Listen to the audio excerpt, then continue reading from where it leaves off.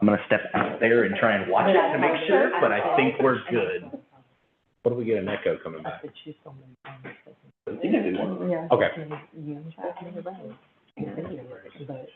Yep, we're ready. Okay, I want to call to order the Bryant Parks Committee meeting, May 13th, 2025.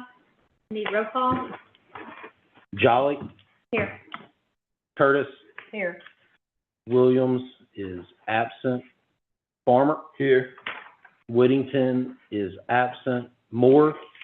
Here. She's on Zoom tonight, yes. Where are we? Benning? Here. And Martin? Here. We have a quorum. Okay, we need approval of our minutes from the April meeting. I'll make that motion. Second. All in favor? Aye. All opposed? Thank you, passes. And this is the quarter that we have finance report. That's correct, yeah.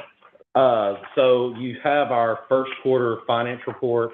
Before I get into that, just as you kind of look at it, I do want to say from the minutes, we discussed all the community town hall meeting that was the last week in April. And I just want to say thanks to everyone that came to that. I thought we had a really good turnout there. So I was, not just our committee, but all the committees. So I was really excited to see the turnout and everyone that came to that meeting. So the finance report, we go through this, quarterly. So keep in mind, we're midway through May at this point. This is only through March. So this is just the first 3 months. This is something that I think changed when our calendar changed for this meeting, where because we wait until a finance report goes to council for approval, then by the time it gets back to us to look at it, it's already been a month and a half. Yeah. So just keep in mind as you go through that, just going over it, I think everyone in here has seen this before, but the budget column is what our budget is. If it's a revenue, that's what in reality, our goal is for the year. If it's an expense, that's what we have to spend. Actual is where we were 3 months in. So, and then the percent available, simply put, what you would like to see on revenues is percentages there that are below 75%. That means that we have already reached over 25%. We're pacing higher than that. You can see as a total for the revenues, that's 77%. So we're not at that point. We're fairly close to it, but we're not there. I will tell you one thing for us with revenues, summer's very busy for us. So a lot of our revenues spike in the summer.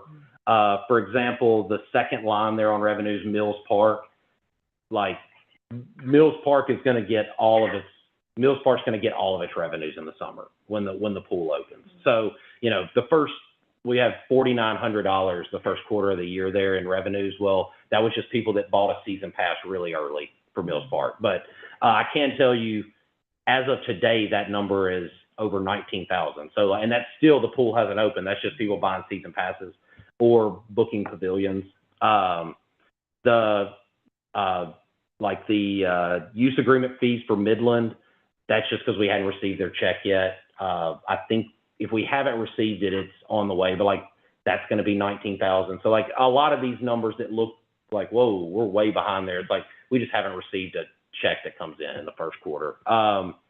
The one thing that I will tell you that is a little bit alarming from that is the fourth line there, and that's the membership line, because it is 79% there. So that means that we are behind pace for our memberships for the year, and our memberships for the most part are pretty balanced. I mean, that's pretty much a straight line through the year. So we do like for that to try to run, 75% at this point. We are working on a few things there to try to boost that up, really trying to look at focusing on those silver sneakers, silver and fit memberships that we do where the insurance companies pay for it. Another thing that we're doing that I had someone reach out to me about is adding a little bit of equipment into our weight room. We are looking at getting a Smith machine there so that you can have a little bit more of barbell type workouts. And then we're also looking at another piece of cardio equipment too, I think. Yeah, a recumbent bike. Yeah, so we have one that's one of our most popular machines, they would like another one. Yeah, so we've heard a couple of things about some weight room equipment, which, I mean, y'all that have seen our weight room is very small. So we're restricted on what we can do there, but we're going to move some things around and try to add a few things that we kind of, people that have maybe come in, toured and went, oh, you know what, actually I'm good. You know, so like some things that we can try to add there to boost that up as well. And I can tell you, I pulled that number today, and the second quarter so far has been tracking better on that. So I'm hopeful that when I bring this back and it's the mid-year report, we've gotten a little bit closer back to that there. So that is one thing, like I said, that we try to, I mean, I try to keep up with that as the year goes on, because it really is, it's not like we see peaks and valleys on that. Programming, our biggest program is basketball. The money comes in November and December. So like that number stays behind all year, and then at the end of the year, it catches up because all of the revenues come in then. Swim lessons also are a big one there, and they pick up in the summer. So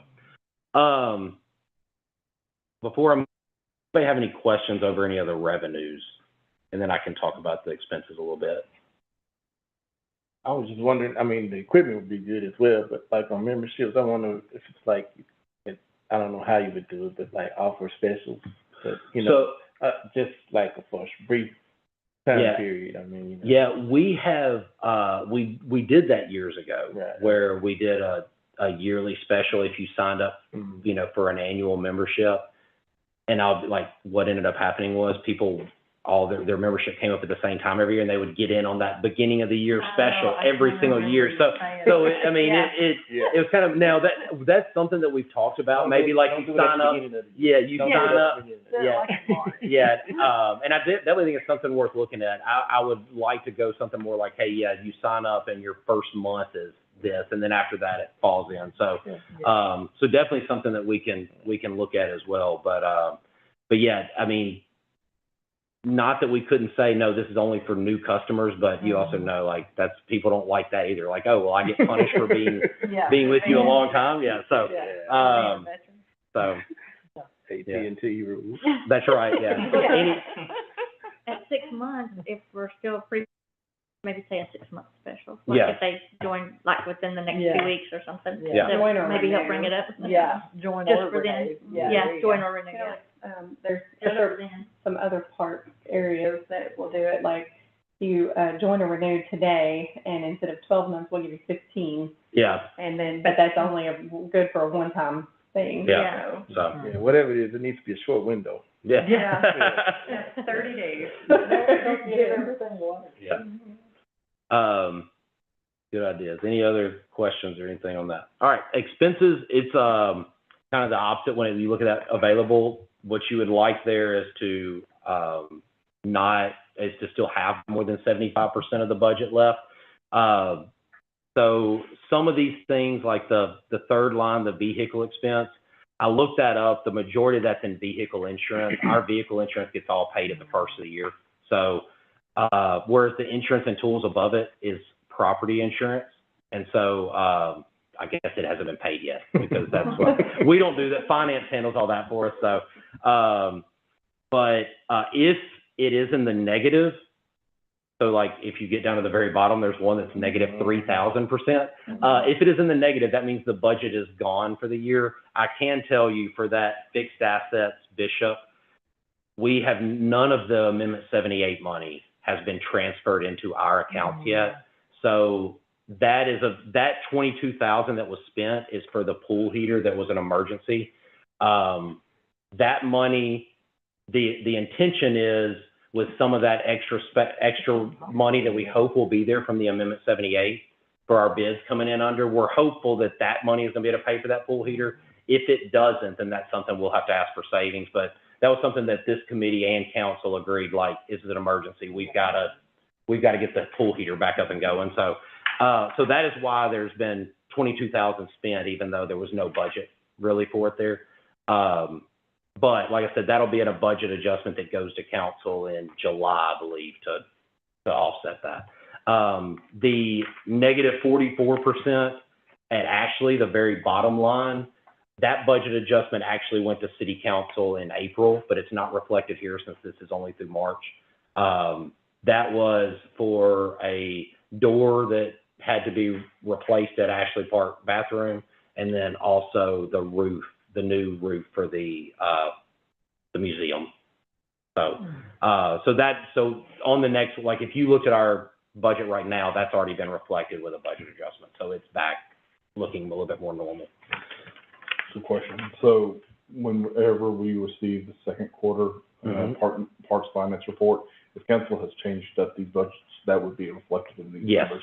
Yes. Here? Okay. Yeah. Cool. So I can tell you, like, if I ran a end of April report, the budget line for Ashley E80, that very bottom line, this is $4,001, that now says 16,000, maybe in one, I think. I'm not sure the exact number, but it's around 16,000. It was, now the roof for the museum was, I think, $8,600. So that was the biggest part of it. So, anyway, so if you saw it then, you would say, oh, okay, that budget's 16,000, and the expenses are still going to be high, but that was because we had one project, which was replacing that roof, that ate up most of it. But yeah, but it will, as budget adjustments goes, that line will change as well. Any other questions over that, or anything else on the finance report? All in all, I mean, the biggest numbers there are your totals. The 77% total for revenues means, okay, we're a little bit behind pace, but I'm not, usually we see summer being where we catch up a lot on that. And then the having available still for expenses is a good number. I mean, that's where we want to be right now. We've spent less than a quarter of our budget a quarter of the way through the year, so. And y'all don't make a motion or anything on this. This is just informative. Back up to revenues. I know last time we talked a little bit about the advertising. Yes. So I guess whenever that comes into effect, and that. So anything right now that goes into just that sponsorship line. However, what I talked about as we go forward with that, anything this year, our goal would be to surpass the 114,000. That's what we had contracted going into this year for sponsorships. To surpass that, anything that's beyond that can go into a fund for us to try to do small capital things like I talked about. I've already talked with Joy. Going into next year, what my hope would be is that we can zero out that budget, and then all of our sponsorship revenues can start to go into a capital fund, so that if the pool heater goes out, we don't have to go to council and say, hey, we need money for this. Like, we can start to plan for those things rather than having to go and ask and everything be in an emergency, so to speak. So, but yes, for this year, we do have to hit that number first, which you could see. I mean, we're in a good pace for that. And I have the advertising thing on here later to talk just a little bit about too, so, yeah. Associations and club reports. We have Salt County Lacrosse here tonight, Crystal and Adam Baker, to give us a short presentation on what they're doing. Down to the next one. All right. Adam, well, my dad will sit back there, Mary, you don't talk. All right. Okay, I'm Crystal and Adam's back there. We made up our titles, so. So do you guys all know what lacrosse is? So there's some pictures of some of our lacrosse teams. So girls and boys lacrosse are both kind of two different games.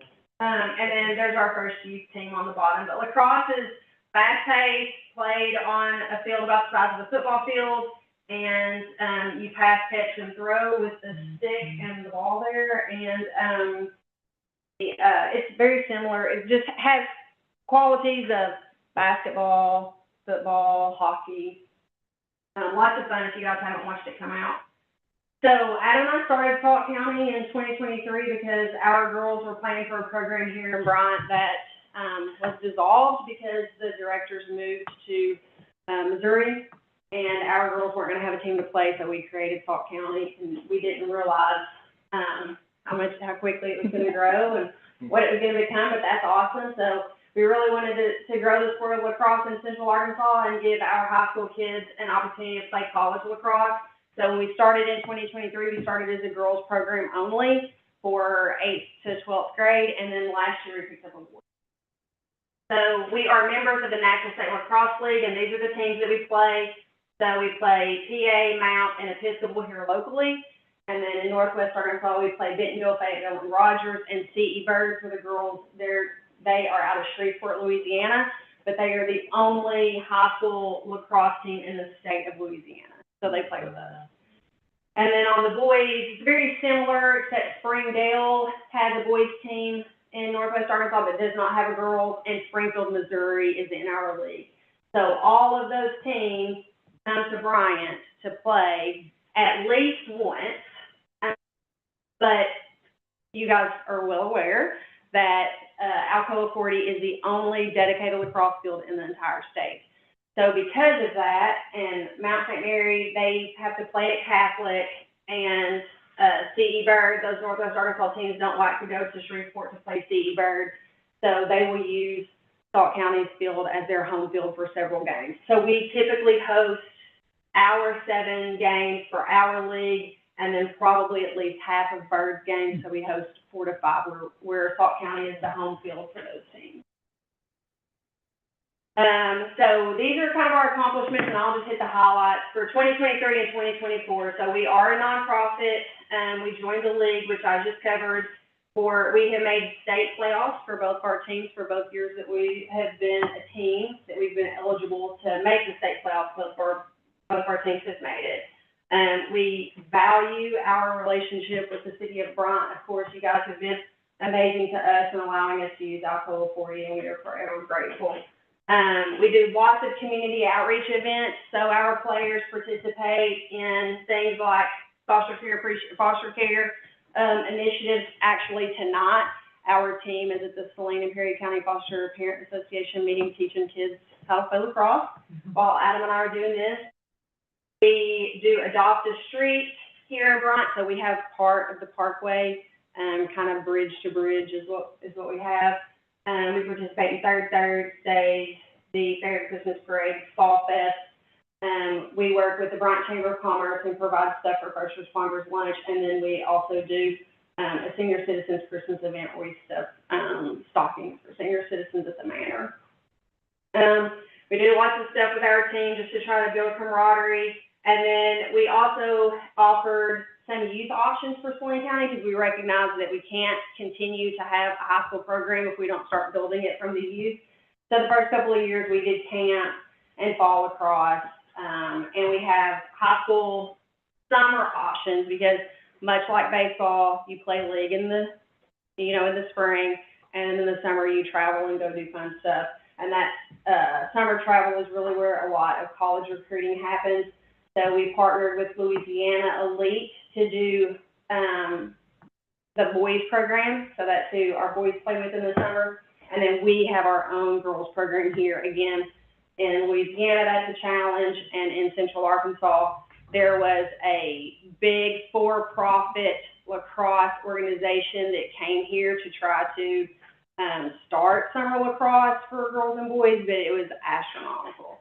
So Adam and I attended the meetings to talk about signing our kids up, and it was something like for our 3 kids that play lacrosse, it was going to cost us like $5,000 for them to play travel. So we try to do some more affordable options because for a lot of people in our area, that's out of reach and they can't play. So we do something more affordable here. And we've received a couple of grants. Both of those were equipment grants. And then we made tons of field improvements, and I'll let Adam talk about that because that's his baby. We have all the social media, and then we also launched a website. And then for this year, again, our teams made the playoffs. Our girls went 11-4. We lost in the semifinals. Our boys went 11-7 and lost in the semifinals as well. Adam can talk about. He'll cover what has happened on the field. We did similar outreach events, and we expanded the youth program. So this year, we had the very first youth program for Saline County. So we had a team of 13 12U players, We had our very first game here, the weekend of April the 12th. We played in Little Rock against the Little Rock team. We went to Shreveport and played 2 games. They have a big youth program there.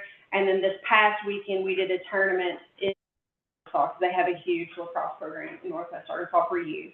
And so we did that as well. And we'll host fall lacrosse, and we'll do summer camps again.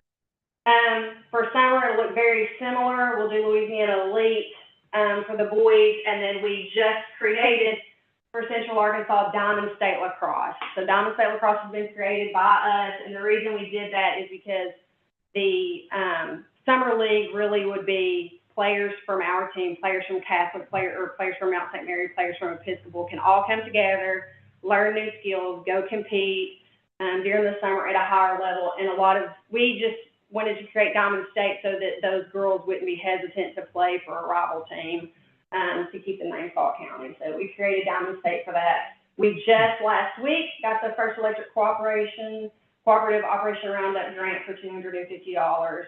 And this year we have a huge graduating class, and of those we have 8 recruited athletes, and 5 of those have committed to college to play at the next level.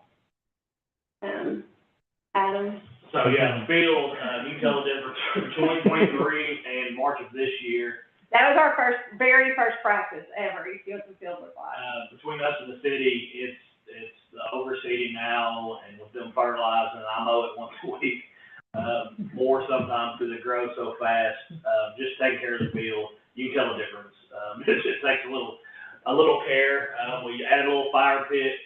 The concession stand building, it's not completely done. We're about, 15,000 less on sponsorships this year than we were last year, just based off seniors that left, businesses struggling, that kind of stuff. So all the drains that I wanted to add haven't been implemented yet. The bottom right picture is inside. That's my concrete mixer. Some of my construction. You can tell it's the off season. But I'm still working, it's off season. The other side it's all heat and air. We plan on doing the kind of designer awnings with outdoor lighting and all that kind of stuff, hopefully this summer. So all that's that's helped us generate about $800 in revenue just this year, just off what we had here on the selling. And what we're selling is just bag snacks like chips and candy bars and little ice cream, pickle pops, Gatorade, that kind of stuff in there. It's a lot easier than going in the trunk of a car or having an ice chest. And then we try to have a food truck there too.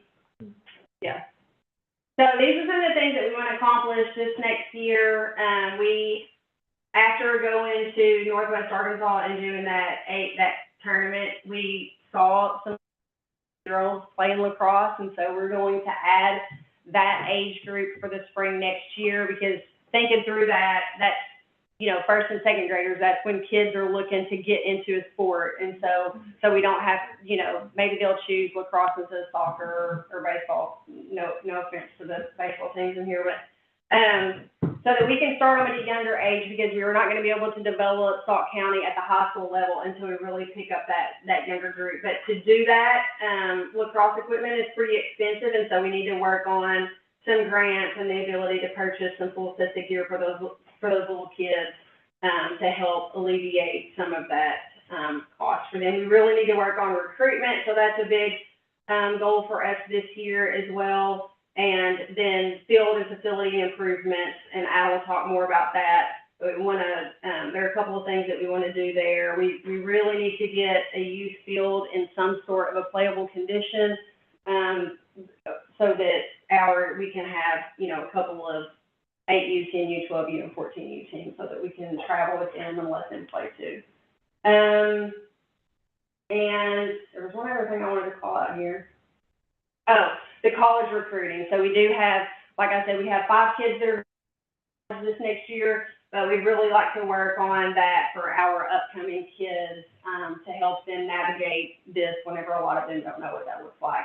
And Adam and I have, both of our daughters are recruited, and one is going to play. So I'll talk about this one. Bottom left is the projected where we're doing kind of the youth lacrosse fields. We partnered with the city. I've done some dozer work. They've helped do some dozer work. Right now, the to finish it, we thought we had enough dirt there, and, after we got a laser out and a real dozer who knew what he was doing, but we're about 30 loads short of leveling that whole entire area, which it isn't much if you consider the whole football field side of the area. And then topsoil, I got some quotes, again, not knowing how much topsoil and sod cost, and to do 3 inches of topsoil and sod that entire thing was $45,000. We are putting in for another grant for that. Last year we did it for like fencing. Now we're just gonna try to get the field and that done. I think that is due at the end of this month maybe, for that grant. Yeah, they're quarterly. And then the lights on the right, they've been great the past couple of years, and they're slowly, I think they're so old, they're not real. I've called 3 or 4 different companies, to include an electric company, and they will not work on them anymore. They don't have parts, sell parts. We have called the fire department in to come. They brought their ladder truck and did some adjustments on that one on the left, and then the next windstorm just came and flipped that light. Not knowing how much those lights were, we've talked about getting grants, but they don't have grants for that much for us. We can raise $30,000 a year to pay for all the stuff we're doing. I think those lights, when I talked to Keith, they were like $200,000. I'm like, yeah, we can't raise that much. We're trying to just raise at least enough to try to maintain them, but we have issues of finding anybody to even work on them. So, that's gonna be a need coming. We just don't know how that's gonna look right now. To give you guys an idea of the head count and our growth, so the first year we had 27 girls. We hosted some camps and clinics, and I have the head count there. I didn't put a total head count because some of those overlap. Those aren't necessarily unique kids. Last year we had 26 girls and 40 boys. We had 13 on the girls travel team.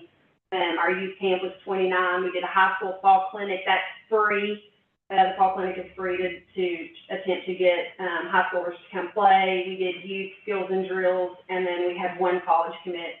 And then in this year, last year we had a really big senior class, and so that's really the drop in seniors. We had 18 girls, 25 boys, 13 for our very first youth team, which I talked about before. When I created this presentation, we had 14 girls to play summer, but we had 2 adds just today. So we have 16 girls that are playing summer, and then our future camps are yet to be determined, and we have 5 college commits. Again, they're not individual, so for the 14 Diamond State or 16 Diamond State girls, I think we have 4 of those that play on the varsity team. So there's some overlap.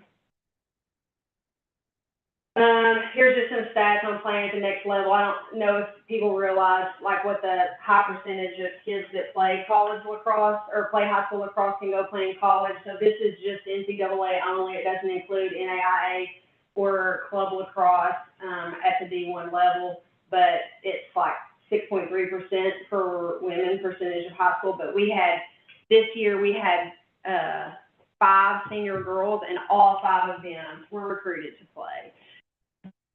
Lacrosse, there aren't a ton of schools in the South that have it. In the state of Arkansas, it's only Hendricks. So if you want to stay close to home, but you don't want to go to Hendricks, you're not going to be playing lacrosse, which is, kind of what we see with our girls. All of our girls are staying local with the exception of our daughter, who is going to Missouri Valley to play lacrosse. These are the schools that are recruiting our players right now. So these were all the schools that are recruiting our senior class this year, which is pretty impressive. These are our college commits. So Seth Jenkins plays at Shorter University.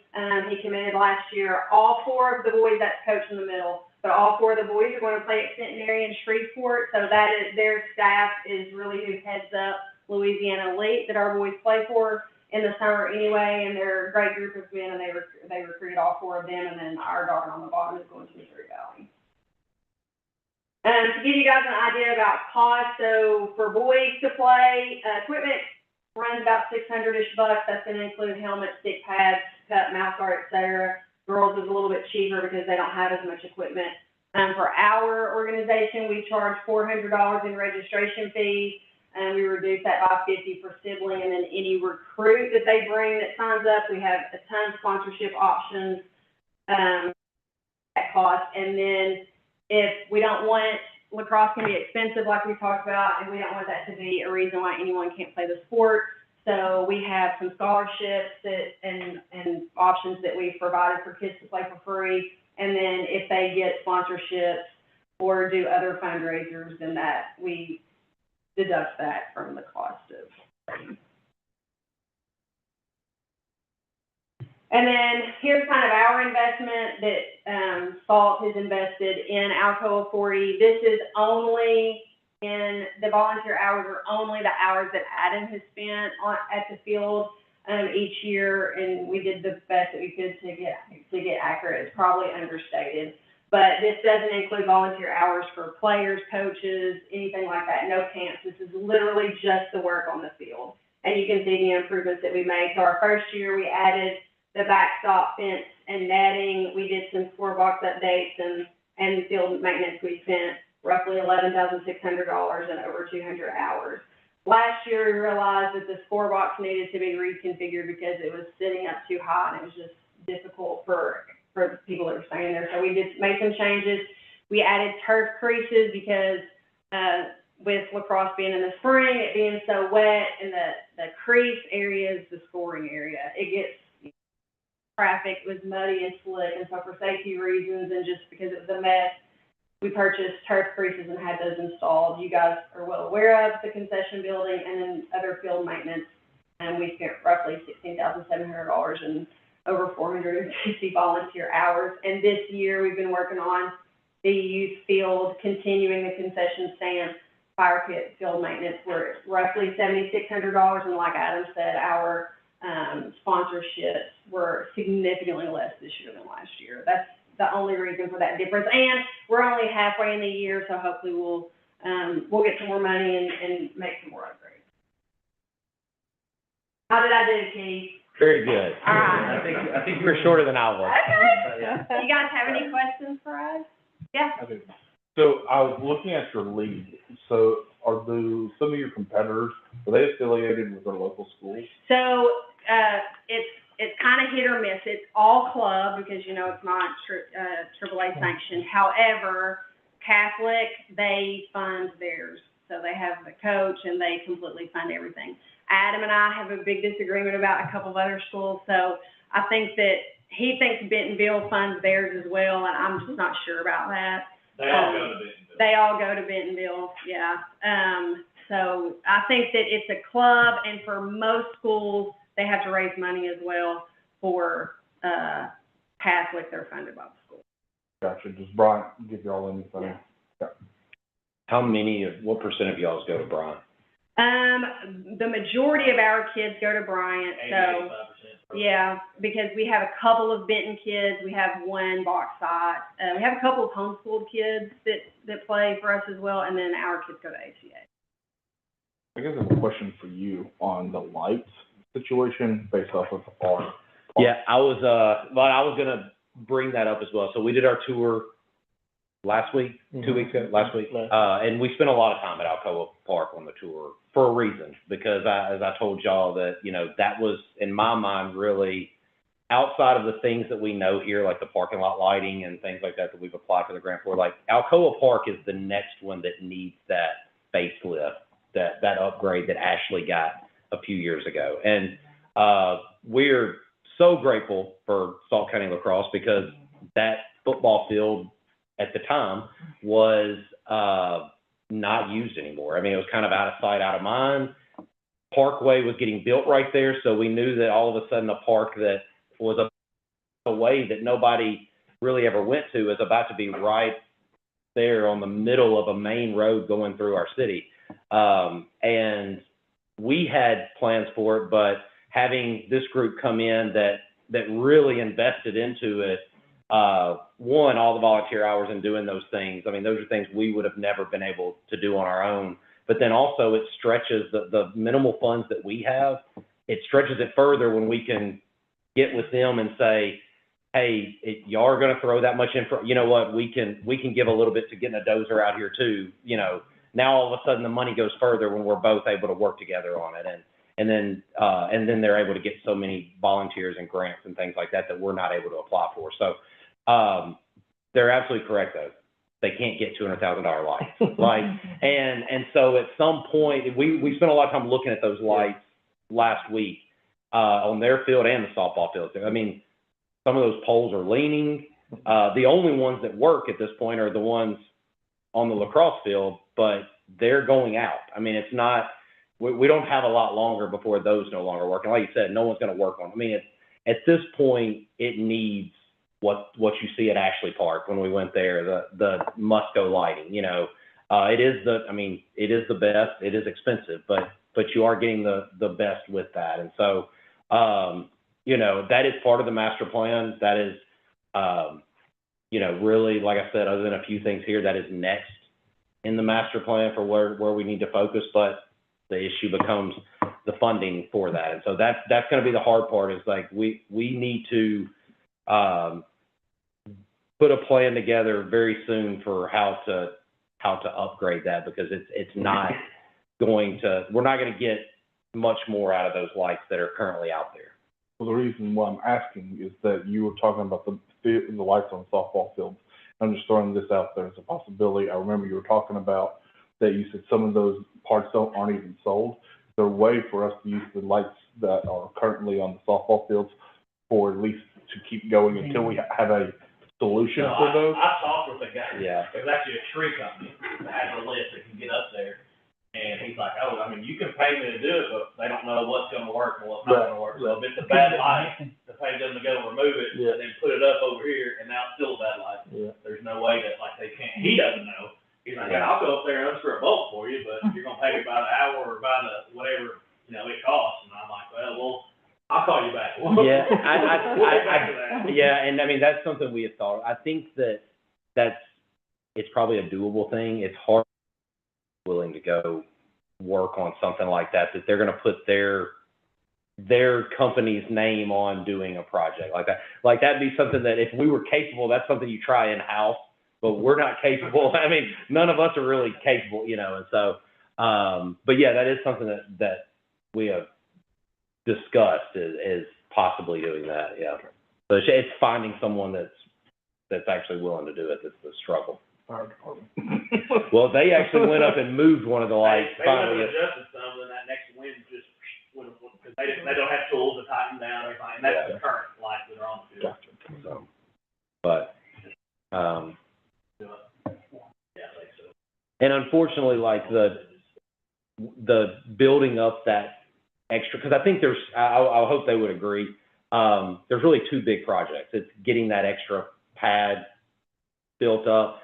That one we've kind of worked on it over time. You know, like, you can kind of say, all right, let's do this now. We've got a little bit of money here. Let's put this into it. Unfortunately, with the lights, you gotta, you know. So I will tell you, I got a more recent quote. They give it to you in like a range, basically. Pretty much that, like, right now, Musco said they're looking at about like 180. But the range is because of, it is a little cheaper, yeah. The range is because it depends on what they get into with the installer. Matt met with the installer, I think, the end of last week. So we should, like, I want to get like a hard number. All right, I want to hear from the installer and Musco, like, what are we really looking at here? They do have financing options as well. So, I mean, I'm just trying to come back with all the options of what we can have here, because I do think, unfortunately, that's going to be one we're just going to have to bite the bullet on at some point and figure out. So, but that is something that we're aware of and working on. And also, I mean, the softball fields are important as well. And I want to say, but those haven't worked in years, and it's not like there's a big demand for it. This is a field that is actually being used right now, that there's probably less lighting on the field at the end of this season than there was at the beginning of the season. Yeah. You're steady having more lights go out. Yeah. We have some reps that told us, hey, it's starting getting a little dark in these. If anything else goes out, we might have to move night games to some kind of afternoon somewhere. So, but yeah, I mean, I've, you know, plan on to continue to work on that and bring different options that may come up as far as what funding. I've been looking for grants as well. Like, it's just, y'all know this from the ones here, lighting grants are hard to find. So, any other questions or anything for them? Any summer camps that I might miss that, but I'd like for youth players, would be available? Yeah, so our summer camp is gonna be June 9th and 10th. Keith, I'll send you the flyer. We'll help spread it, yeah. Yeah, June 9th and 10th, and that's 3rd through 8th grade. And then we'll do the free for, 7th through 12th again in the fall, in October-ish, September, It's been October. really good. I'll send That you go the on the first third one. I'll share it grade? on their page and then Yes. make it- Okay. Cassie does a good job with that. Yeah. And next year, we are gonna start 1st and 2nd grade. We've, Osmo in Northwest Arkansas, they have a great program up there, and the guy that leads their program, he's all about growing lacrosse in the state, so he's been super helpful to me and Adam, so we're gonna utilize kind of his They play like model. 4v4, so, I mean, you can play with 5 players.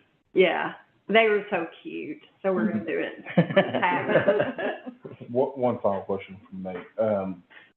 For each year y'all are talking about that y'all have for y'all, I guess, high school team, Mhm. is there like, as it sounds like y'all had a few graduate, which is awesome, and go on to college and play. Has there been, numbers to be able to fill those back, spots back in for your younger classes that are coming through? Yeah, so last year, we graduated a large class, which was the difference in this year. So this year, our team was significantly smaller. And that's why we're really trying to work on the youth camp that you mentioned, the youth program, because we're concerned about the girls for next year. Because the problem we've seen is once they graduate, they haven't been starting to play lacrosse till 8th or 9th grade. And a lot of your 8th, 9th grade, like you'll talk to boys, they're afraid to try something new that old and not be any good at it. They're like, I'm already in 9th grade, I don't want to try something new I've never played. Last year, we had a senior, it was his first time to ever play, and he wished he could keep playing. He wished he'd come back. So we're like, that's why this year we just bit the bullet, started 4 through 6, because to try to get them involved, whether they're good or not, we get a stick in their hand, like, because it's got to have pretty good hand-eye coordination. But the old Bryant team and the boys we picked up just started like in 9th grade. So it's just that, if anybody's got teenage boys, they don't want to ever try something that will look goofy, do it. Gotcha. Is most of your sponsorship, is it local or? Yes, All of them are. all of it, Yeah, yeah. I say all. And like I said, we had some drop out just because their own finances issues. And then with the 11 boys that graduated last year and not coming back, well, there's $400 a piece. Some of them had, that one of them, their dad was an attorney, so he gave a $2,000 sponsorship. So, big sponsorships like that. And then other boys, they do get sponsorships, but half the sponsorship goes toward their fees. So, but we made it work. I didn't get to add a lot of stuff to the concession stand area that I wanted to. The rest of it better. Budgeting department next to. Yeah, she pulled my card. Thank y'all. Yeah. You did, Yeah. you're- Thanks, guys. Oh, thank you, guys. And I saw the field for the first time last week. I didn't know y'all did a tour, I was just cleaning it up a little bit. No, I was just curious, I was excited to see it, because I had never really saw, I didn't know where it was, actually, that's bad to say, but I didn't know it was setting off back there, so. It's kind of a hidden Yeah, gem. it looks nice, so, I know there's room for. Yeah, we couldn't have done it without you guys. We'd have to be practicing it, I don't know where, someone's backyard. It really has worked out great. And the trail going around the field off of Parkway, and once we have that connector and tie mills into it, you're gonna see the traffic really We pick get a up lot of there. people stop on the track and Yes. watch and, Yeah. like, are confused with what's going on, what game Yeah. it is. Yeah. A lot of people from the dog park will come over, And they venture over from that neighborhood when you all have games too. yeah, especially the food trucks are there. I think Adam will tell you, 2023, when he started going out there, he kind of had the park to himself, and now all of a sudden there's a lot more traffic and stuff out there, There's a lot. Yeah, there's a lot more A lot people. of travel softball teams are in the fields in the afternoon. Yeah, so, yeah. Anything else for these guys? Thank y'all, appreciate it. Thank you. Thank you. Okay, the director's report.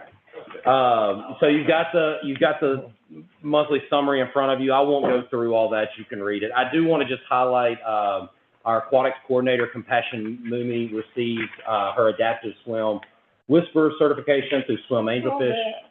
And the Tyler Danaway Foundation, a local foundation, sponsored her. So that was free certification that she was able to go do to be better equipped to work with participants with special needs for swim lessons. Y'all know, I think you've seen swim lessons are, a big part of what we do. And so just being able to expand that and offer that to more individuals in the community. So proud of her for doing that.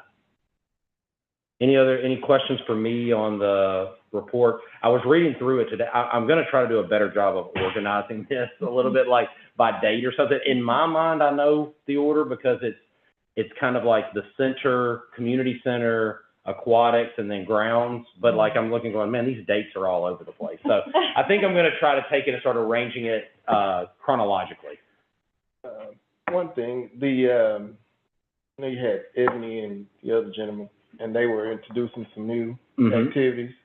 Have we seen any enrollment on? Yeah, I think Looks that. like pickleball is. Yes, going well. pickleball is. I think it's hard to not have pickleball made. But yeah, so our pickleball numbers have been really good. Hunter was out on vacation last week before kind of taking a vacation before kicking off a lot of these programs. I know that the adult kickball he was worried about getting enough teams for that to make.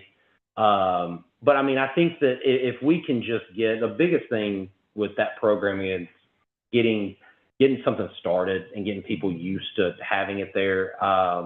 And so if we can get just enough numbers to get something to make, we're going to try to make it work just so, because it'll build on that as it goes through once people start getting used to things making.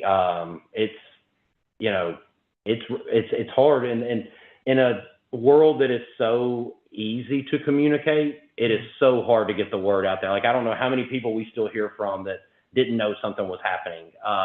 And so I think that just kind of getting people used to us having a lot of things and looking here for a lot of those things. I know that Hunter has been utilizing the chamber newsletter that goes out weekly. They've been allowing us to our programs in that. You know, we've been the front marquee. If you go in the center, it's all over screens and everything in the center. So, and that'll tie a little bit to the advertising thing I have at the end as well. But yeah, so I that's the only one he told me he was concerned about, Maybe really. we could do something in the water bill too, And so- or in that, but it just needs to make sure you do it at the right time, because Yeah, when we get that, everything's already late. yeah, It is. yeah. So it is tough when So we'd it- have to put it in like a month earlier or something. You almost need to capture it before, during basketball. That's when you have the most eyeballs here as far as the. Yeah. But, yeah, any other questions? All right. Busy. Busy. Let's go. Do you have any public comments?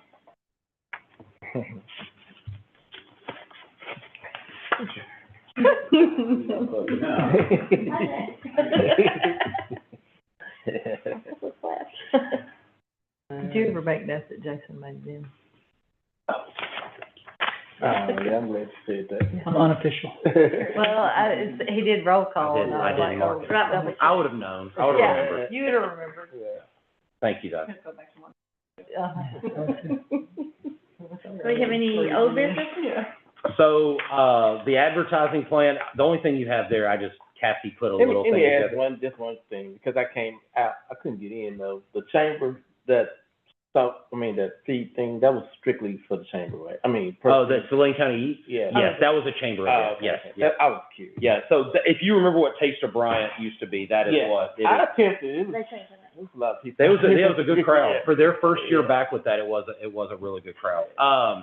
So I'm not gonna spend a lot of time. We've talked about this a few different times up to this point. I just wanted to let you guys know the advertising plan is finished. It is on our website. I gave you a little QR code there. If you go to that, that'll take you to it as well, that you can access on your phone. It's on the back of the agenda. And so, but we've got that on the website. The chamber is running that in their newsletter, which I'm hopeful will be really good since there's chamber businesses that are getting that. If you go through the center, multiple screens up there. Cassie's created some different little promos, like more attention-grabbing promos than this is, to, have there for it. It is going to be in the water bill. So we're just working on getting the word out with this, all the different advertising opportunities that we are going to have. Up to this point, we are going to focus on free advertising and promotion for it. Maybe once some dollars start coming in off of it, I can then use that to help get the word out a little bit more. But anything you can do to help spread the word on that. I mean, like I said, there are two parts to it.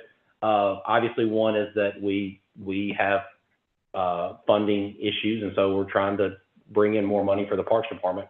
But also, it is a great opportunity for local businesses to get their brand out, get seen. I mean, I know that we're on an interstate, so there's tons of billboards, but the average person that visits our park stays for 90 minutes. And so that's a lot longer that someone's sitting there looking at your brand. And last year alone, we had 800,000 visitors in our park. So, I mean, we do have a lot of people coming through. And so I do think it's definitely, I think that we made it very affordable.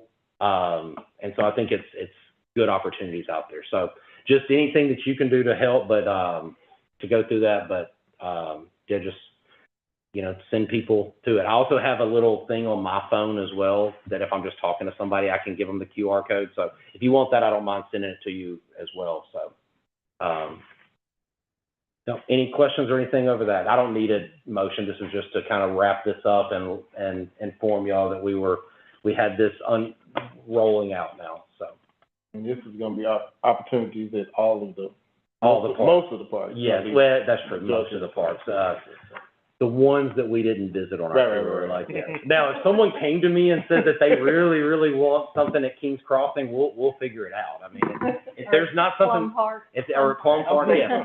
I'm thinking more lines of the Responder Park over there. First Responder. My neighborhood, yeah. That's not in here because it's not built yet, but yes, once we have that going, yes, we definitely have I opportunities. feel like we can still get some advertisement in there, though. Yeah. You're trying to get it named that the Lynn Farmer. He's calling it his park. My park namesake. That's good. Good to get that out there, Chief. New business. So this is something that I have been considering for a few months now that I was kind of working on bringing and talking with you guys. And then I was in a department head meeting and found out that it is actually going to council this month already because the was looking at the exact same thing. And that is that Hmm. currently any credit card fees, anybody that pays us with credit card, we eat those fees. And Is debit different? Debit is different. Okay. Yes. So it would, so you could still do debit or auto draft I will have to and still be okay? Not having. auto draft. See, our system doesn't auto draft directly from a bank.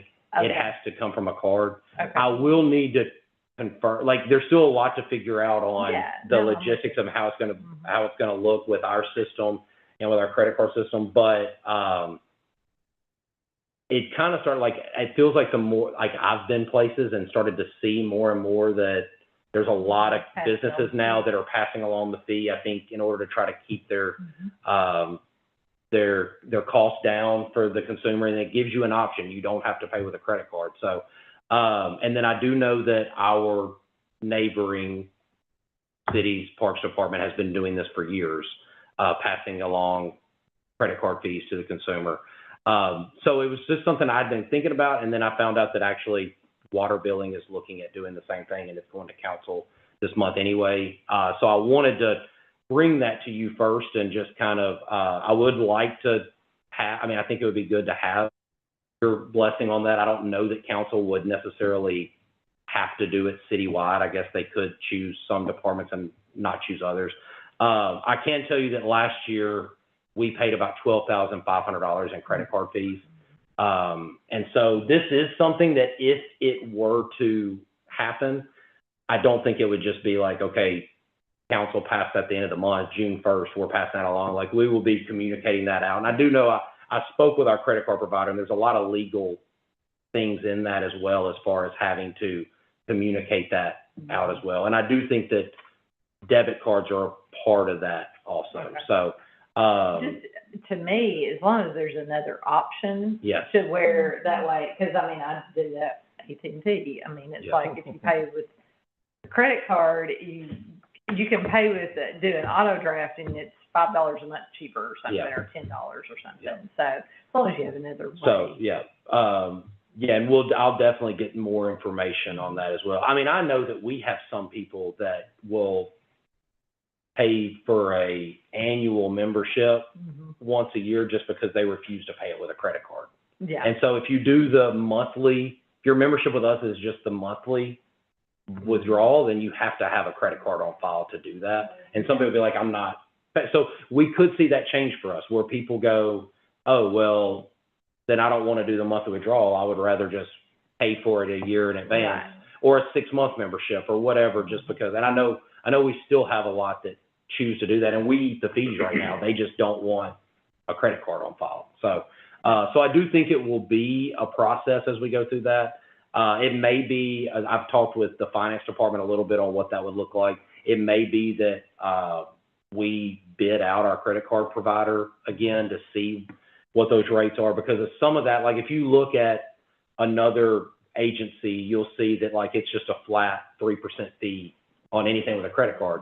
Well, I can tell you our credit card agreement is not that. If you have a MasterCard and I have a Discover, our fees are different. Right. That's because that's what our card agreement is. Right. But if you're, and I talked to our provider that said, well, if y'all go to passing it along to the consumer, then we're going to renegotiate and we'll just do a flat fee, because it's too difficult Every one of them. to do it like that. So I also think if you go to do that and they know you're passing along the fee, we're probably not going to get the same type of rate that we were getting it before, because I mean, I get it. They're going to look at it and go, oh, they're passing it along anyway. They're not worried about, so it may be a case where we slow roll this and bid it out.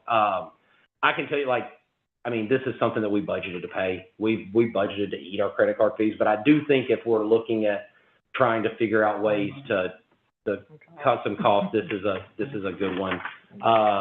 But I'm not necessarily even if we decide to do this, it doesn't have to happen overnight. I want to take our time and do this correctly. I know that what I had heard was that the water billing was in the 6 figures of what they were eating. So our amount is not as big as what theirs was. So, but a lot of in fact, we've even implemented this in-house, our big payments, sponsorships, tournament rentals, things like we are taking checks on those. I was like, this could get a little bit deeper than just memberships. So but for most of those, well, first, sponsorships, they're paying you in a check anyway. They're not, very few of those are paying with a credit card. So there's already been some things in-house we've gone, you know what, if we're eating these fees, we probably need to not allow these people options, because, so there's some things we've done already to try to cut that, but as you see from our finance report, memberships are still our biggest revenue source. So even though they're small, there's so many that when the small amounts are in a large quantity, then it does add up. So the memberships, would it also be like going to the milk pool? Anything with a credit card, yes. This would be across the board. Anything that is paid with a credit card, it would be.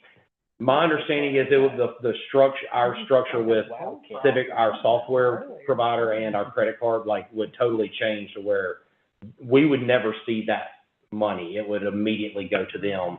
But right now, we pay a bill monthly to our credit card provider. That bill would no longer come to us anymore.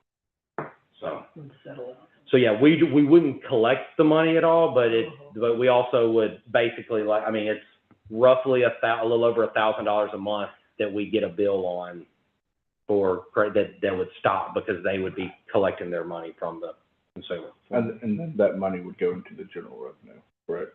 It would just, our expenses would go down. So, I can actually. Exactly. It is, That's right. yeah, it's not all of it, but on the finance report, Bishop E40 operations expense, that 41,000 budget and 16,000 that we've spent already, credit card fees is a part of that. Yeah. It's not all of that. We do have software fees, like our Civic Rec software that does, there's other costs that are in that as well, but credit card fees is a part of that fee. I would like I just think it would be good if that's something that y'all are on board with, so that I can let council know that this was taken to y'all. Okay, so we need a motion to. Before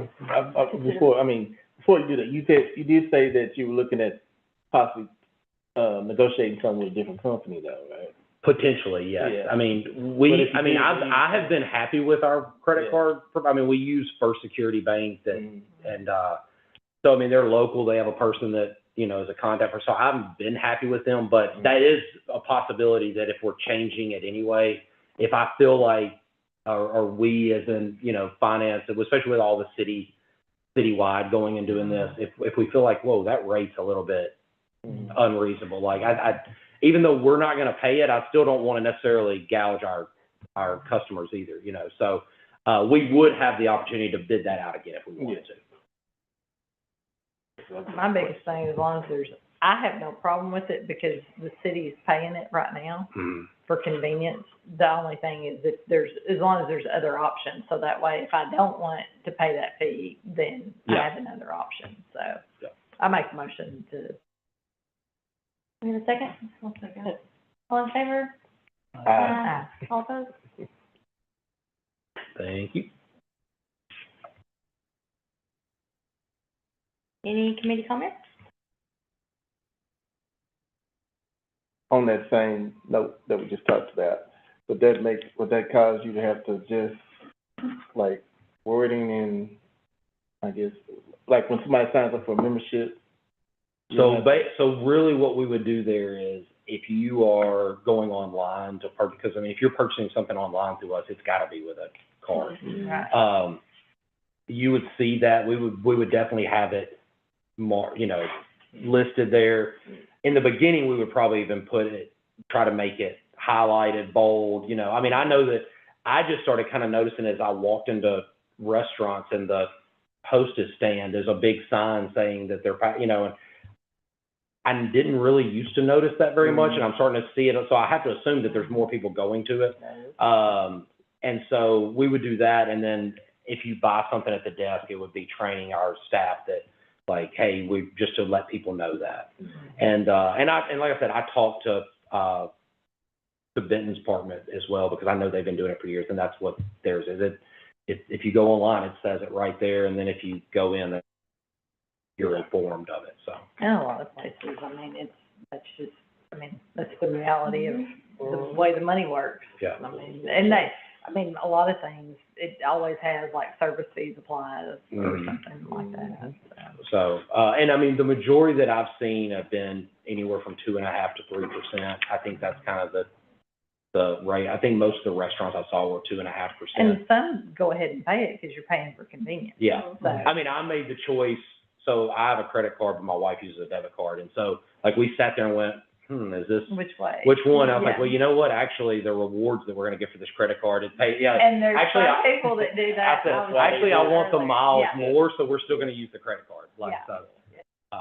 Some people do that. Couple dollars. Pay online for your school's lunch or kids' lunches. There's a service fee. Do you want to go ahead and do that? Or do you want to risk the kids losing the check or the cash? I'll just like pay it online. I just would send a big amount. Yeah. So it lasts for a while. Yeah, that's a very common thing. I mean, I deal with some grocery stores and stuff on my job, and I know they do it. They didn't do it in the past. They starting to do it now for sure. Yeah. I think especially small businesses. Yeah, people are starting to notice it. I mean, do that with churches and schools. It's tough, y'all. Gotta pay for the cost of eggs. Everybody's trying to make money too, so the credit card company's trying to make money too. So. Sounds good. Anything else? No, you're fine. I want to thank you for putting together the Parks Tour. Oh, yeah. That's something I had been wanting to do early on when I got on this committee. They thought it was very important. I thought it was extremely informative, at least to myself. Can't speak for anyone else, but I really appreciated you being willing to go forward and doing that and giving us the ability to be there, especially with printouts that you did, showing the strategic plan and the vision and the moving forward. So I appreciate you. No, I think, I meant to mention that today too. Yeah, the Parks Tour I thought went great. Anyone that missed the tour, if you want to go see something, reach. Yeah, that's true. Jennifer actually is going to do the next tour, I think. All about all those parts. Yeah, so, I want to give Cassie credit. She's the one who put together your handouts for it. And then, also the BYA for loaning us their van, so that we didn't have to all try to squeeze in my vehicle or something, or throw people in the back of Matt's truck riding around town. So, yeah, so. Thank you. You're gonna charge driver fee for the next group, though, right? That's right. I'm getting good with these QR codes. I'm gonna just say tip your driver. Do a hayride tour. Hayride. Yeah. Hayride. We got some trailers over here. Yeah. I don't know about crossing that intersection. Yeah. Anything else? A motion for adjournment? I move that we adjourn this meeting on tonight. Second. Yeah, that's a long adjournment.